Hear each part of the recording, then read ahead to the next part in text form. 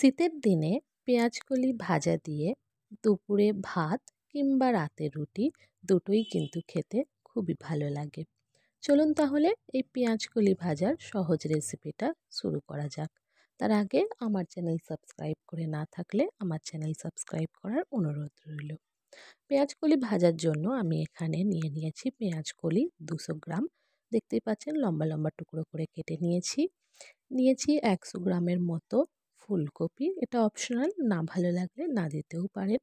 নিয়েছি একটা পেঁয়াজ কুচি, দুটো আলুকে লম্বা লম্বা করে আমি কুচি করে নিয়েছি, আর একটা টমেটোকে লম্বা লম্বা করে কেটে নিয়েছি। প্রথমে আমি কড়াইতে দিয়ে দিচ্ছি 2 টেবিল চামচ সর্ষের তেল। সর্ষের তেল দিলে রেসিপিটা খেতে ভালো লাগে, না ভালো লাগলে আপনারা সাদা তেলও দিতে পারেন। তেল ভালো করে গরম করে নিয়ে দিয়ে দেব হাফ চা চামচ গোটা জিরে, 1 চা চামচ কুচি করে রাখা রসুন আর দুটো চেরা কাঁচা লঙ্কা। একটু নাড়াচাড়া করে নিয়ে পেঁয়াজ কুচিটা দিয়ে দেব।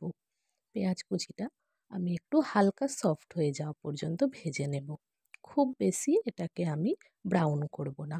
পেঁয়াজ যখন একটু এইরকম সফট হতে শুরু করে দেবে, তখন আমি এর মধ্যে দিয়ে দেব ফুলকপি।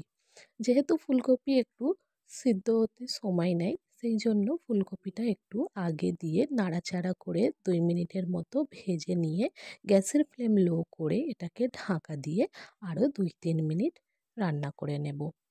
2-3 মিনিট পর ঢাকা খুলে নিয়ে আমি এবার এটাকে আরেকটু নাড়াচাড়া করে নিয়ে এর মধ্যে দিয়ে দেব আলু ফুলকপি আবারও খুব ভালো করে একটু ভেজে নেব 2-3 মিনিট।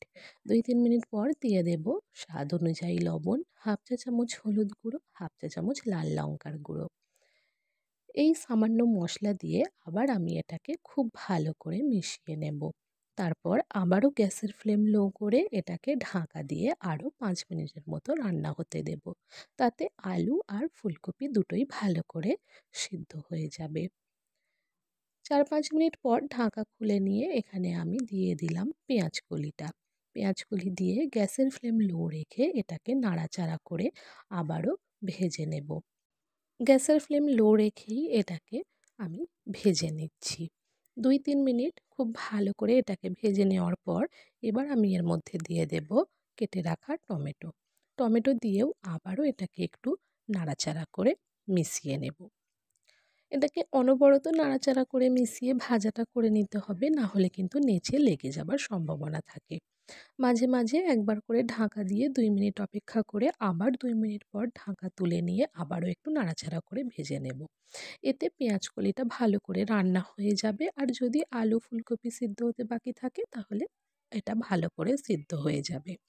এইভাবে 2-3 বার আমি ঢাকা দিয়ে দিয়ে মাঝখানে একবার করে এইভাবে নাড়াচাড়া করে এই পেঁয়াজকলি ভাজাটা করে নিচ্ছি। দেখতেই পাচ্ছেন ভাজাটা কিন্তু খুবই ঝরঝরে হচ্ছে। এখানে আলু ফুলকপি দুটোই কিন্তু ভালো করে সিদ্ধ হয়ে গেছে। এটা প্রায় রেডি হয়ে এসেছে। নামানোর আগে উপর থেকে দিয়ে দেব 1 চা চামচ চিনি আর সামান্য ধনেপাতা কুচি। চিনিটা অপশনাল, না থাকলে না, ভালো লাগলে না দেবেন, কিন্তু দিয়ে একবার দেখবেন। একটু মিষ্টি মিষ্টি খেতে এই রেসিপিটা কিন্তু খেতে খুবই ভালো লাগবে। আবারও একটু ভালো করে মিশিয়ে নেব। তো যদি আমার ভিডিও ভালো লেগে থাকে একটা লাইক, কমেন্ট, শেয়ার আর আমার চ্যানেল সাবস্ক্রাইব করার অনুরোধ রইল। একবার এইভাবে বানিয়ে দেখুন, রাতেও রুটি কিংবা দুপুরে ভাত দুটোই খেতে ভালো লাগবে। যদি ভিডিওর উপকরণ বুঝতে অসুবিধা হয়, ডেসক্রিপশনে উপকরণ লেখা থাকবে।